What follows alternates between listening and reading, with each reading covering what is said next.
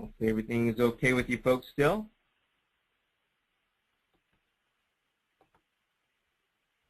All right. Once I'm done with this, if I want, just drag and drop it right in my waste paper basket. Okay. So we'll go on to the next page. We're going to talk a little bit about the time-lapse capture or time-lapse photography. Same thing. We need to activate the document camera. And the way we do this is to come back down here, click on the AVerVision. We have that clicked. Again, that's my live image down there. This time, over on our options panel, first thing that we want to do is to go to the capture setting. Again, a very important thing, and as I mentioned before, we want to make sure that we put it into a particular folder or select our directory. Otherwise, it's going to go to someplace that we may not know where it's at, and we may have a difficult time finding it. Again, I'm just going to put it into my webinar video folder. Click OK. Now, I'm going to give it a file name. This time, I'm just going to leave it .cam capture. And here's the part that you're looking for, the interval and the time. The time is the length. How long do I want to take these pictures for, not the interval or the increment. You notice that I could go anywhere from 1 minute, 2, 3, 10, 20, 40, 100, 24 hours, 48, 60, all the way up to 72 hours of recording. Currently, I have it set for every 5 seconds, and it tells me that there's not enough space. I could keep going down, 48 hours not enough, 38 not enough, down to 6 hours, finally that tells me there's enough space on the hard drive. Or I could change my interval, 15 seconds, 20, 40, 3 minutes, 40 minutes, all the way up to every 6 hours. Just for this particular exercise, I'm just going to put it down to 1 minute. So once we have that selected, we have to come to our camera. Click on the camera. The very top one here is just a single capture normal. That'll just take picture, one picture. So if I was to do that, remember these boxes? Capture to new page, save it to a folder. I'm not going to click or check either one of those right now. So I'm just going to take a picture. There it is. It laid it right on top of that current page. And that's what I was saying, that's what will happen. And it kind of gets cluttered or confusing at times. So what you want to do really is check to capture to new page. So now, if I was to capture to new page, there it is. It's just on a fresh page. Okay? Get rid of that again.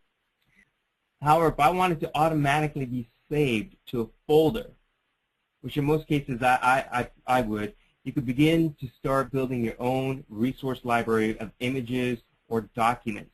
As an example, you may want to capture some of the opaque overhead projector, the old stuff, your transparencies. If you begin to capture and save those in your folders, those will all be in digital format, and you'll be able to bring them up at any point in time off of your computer. And you can use our annotation tools to write on top of that. So I'm going to check Save to Folder. Make sure I have my AVerVision capture. Let's come back out here. I have to remember launch my video camera. I have the boxes checked to capture to new page and also to save to a new folder. Now I come down to the bottom here, continuous capture. If I was to click on that, it tells me up in the left here, one shot has just been captured. Okay, there's the second shot. So remember, we have it going for every 5 seconds for the next 1 minute. Okay, I'm going to stop that. I want to show you here. Once again, I'm going to minimize this window. Down to my folder where I had it saved to. Here are those images. Very small file size, 74.1 kilobytes. And I have it on the 1024 by 768 resolution size. The nice part here is it gives me the year, the month, the day. Okay. and this is the current time that's showing off of my desktop or on my computer. So you know exactly where you're at. And does the same thing here.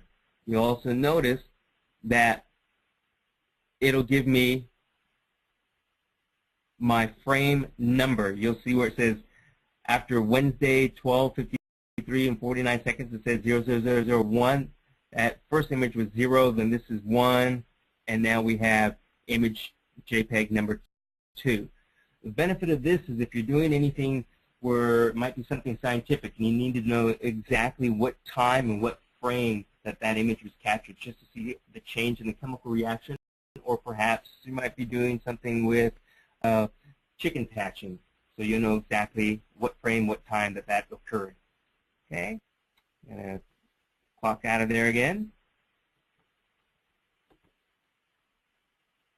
All right. Hopefully I'm not going too quickly. Now to the next page.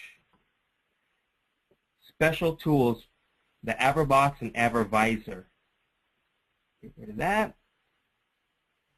What the special tools are that we're talking of is if I come down to my Move tool, click on that, these are the special tools that we're talking about. Spotlight, which would be a box, or the AVerVisor. Example with the Spotlight, there you go, it's a Spotlight feature. I could change the box or the shape, change the size. I could also change the transparency of the back layer or the skin. Now what this is good for is if you have a map, any type of diagram, students will be able to see everything, but you want them to concentrate on one particular area. Now, I can activate my document camera once again by coming down to the bottom, clicking on the AVerVision, and bringing in that image, okay, which is underneath the document camera. Just to better illustrate this, I'll go to 100% so it blacks it out. That is what we see underneath the document camera. So now we can concentrate just in that area. Again, I could change the shape. Okay. And the transparency level. 20, you really can't tell. Let's do 80. All right. Again, if this image is too small, remember, we can always make it larger. Fill up the screen. And do the same thing again. Make sure that we click on the Move tool and select the Spotlight. Okay. Circle to 100%. Now, same thing with the AVerVisor. Just click on the visor, and there you go. You might say, well, what's this good for? Remember, now we don't have to lay down a sheet of paper and put another sheet of paper on top of it to reveal line by line. Any questions or anything like that? Let me give you a quick example. I hit my freeze button, made my change. So now I can just reveal what I want to show you folks. Go back out to one.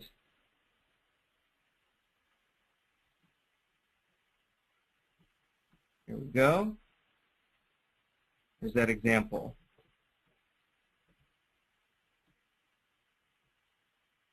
Okay.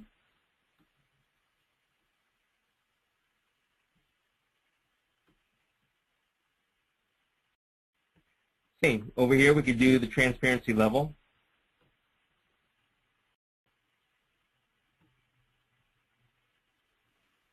And that's about it on that. Once again, if we want to reduce the size of this window,